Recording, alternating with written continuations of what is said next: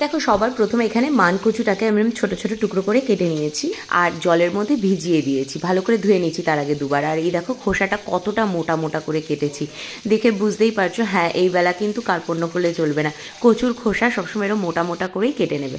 আর এরপরে আমি একটু নুন জলের মধ্যে এটাকে 10 মিনিটের জন্য ডুবিয়ে রেখে দেবো। আর যেরকম ইচ্ছে সেরকম চৌকো করে কাটতেই পারো, কারণ এটা তো এরপরে বাটবো, তাই যেরকম সুবিধা সেরকমভাবে টুকরো করে নিও। এরপরে মিনিট 10 ভিজিয়ে রাখার পরে আরেকটা পাত্রের মধ্যে জল পাল্টিয়ে অন্য জল নিয়ে নিয়েছি, তার মধ্যেও 1 চামচ মতো লবণ দিয়ে এটাকে ঠিক 10 মিনিটের মতো আমি ভাপ দিয়ে নেব। চাইলে একদম কাঁচা কচুটাকেও বাটা যায়, কিন্তু সেক্ষেত্রে না গলা ধরার চান্সটা অনেক বেশি থাকে, তাই এইভাবে ভাপ দিয়ে নিলে গলা ধরার আর কোনো ভয় থাকে না। এরপরে এটাকে জল ঝরিয়ে ঠান্ডা হতে দিচ্ছি। আর এদিকে শিলপাটায় নিয়ে নিলাম 1 টেবিল চামচ সর্ষে, তার সঙ্গে 1/2 চামচের মতো পোস্ত, আর নিয়ে নিলাম বেশ একেবারে ঝাল হবে সেই মতো ঝাল লঙ্কা। আসলে যার সাথে যেটা বেশি মানায়, এই যে কচু বাটাটা এর সঙ্গে না একদম কড়কড়া করে ঝাল হবে, সেটাই বেশি ভালো লাগে। ঝাল না হলে না মনে হয় যেন ফিকা ফিকা লাগছে।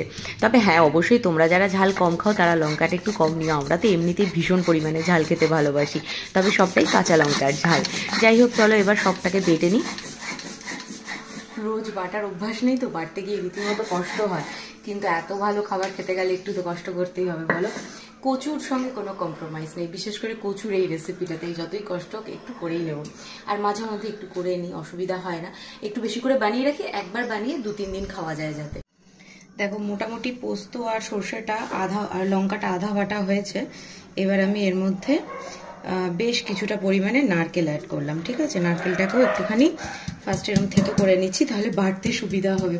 আর তোমাদেরকে বলে রাখি, যারা একেবারেই বাটতে পারো না, শিলে কোনো সমস্যা নেই, মিক্সিতে বেটো, বাট একদম জল ছাড়া একদম শক্ত শক্ত করে জিনিসটা বাটতে হবে। আমারও অভ্যাস নেই, কিন্তু ওই যে কষ্ট মষ্ট করে অনেকক্ষণ সময় নিয়ে বেটে নিই, মোটামুটি কাজ চালানোর মতো হয়ে যায় আর কি।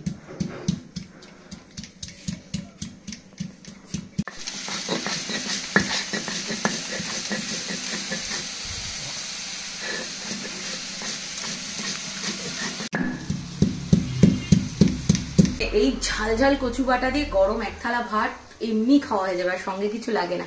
অবশ্যই কমেন্ট করে জানিও কারা কারা আমার মতো এরকম কচু প্রেমী মানুষ আছে, কচু বাটা পেলে আর কিছু লাগে না, একদম সেই ইন্দুবালা ভাতের হোটেলের মতো।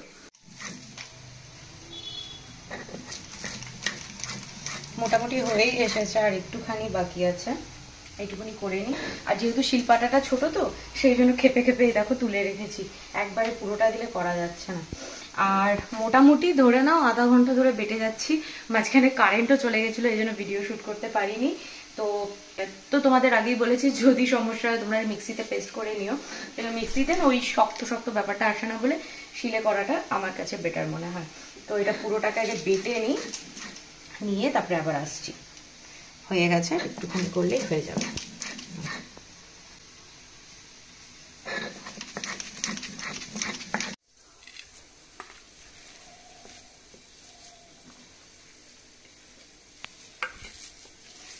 পুরোটাকে খুব ভালো করে মেখে নেব ফার্স্টে।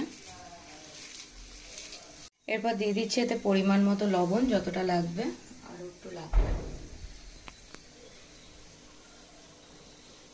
দিচ্ছি প্রায় 1 টেবিল চামচের মতো চিনি। চিনিটা না দিলে কিন্তু টেস্টটা ব্যালেন্স হবে না। আর সব শেষে দিয়ে দিচ্ছি সর্ষের তেল। একদম কিপটামি করা যাবে না, মন ভরে হাত খুলে সর্ষের তেল দিতে হবে। কারণ কচু বাটার এই রেসিপিতে কিন্তু একদম সর্ষের তেল দেওয়ার ক্ষেত্রে কিপটেমি করা যাবে না। সর্ষের তেল আর নারকেলই কিন্তু মেন স্বাদটাকে খোলে এই বাটাটায়। যদি একদম ইন্দুবালা ভাতের হোটেলের স্টাইলের কচু বাটা খেতে চাও, তাহলে অতি অবশ্যই যেগুলো দিলাম যেরকম পরিমাণে সেরকম ভাবে দেবে। আর এরপরে এটাকে আমি একটা প্লেটে তুলে নিচ্ছি, আর উপর থেকে আরো একটুখানি কাঁচা তেল দেবো, কাঁচা সর্ষের তেল দেবো। আমি কিন্তু এখন আর কথা বলতে পারছি না, আমার লিটারালি জিভে জল চলে আসছে এটা দেখে।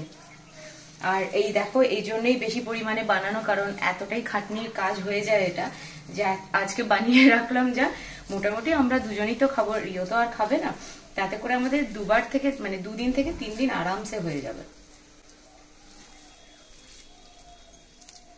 ব্যাস হয়ে গেছে। উপর থেকে দিয়ে দিলাম আরও 1 টেবিল চামচ মতো একটু কাঁচা সর্ষের তেল, আর একটা লঙ্কা ডেকোরেশনের জন্য। ব্যাস, আর কি লাগবে বলো? আর একটা জিনিসই শুধু দরকার, গরম গরম ভাত, ব্যাস আর কিচ্ছু না। ভালো লাগলে কিন্তু অবশ্যই লাইক কমেন্ট শেয়ারটা করতে ভুলো না। কার কার জিভে জল আসছে সত্যি কথা বলো তো দেখি কমেন্ট করে। চলো টাটা।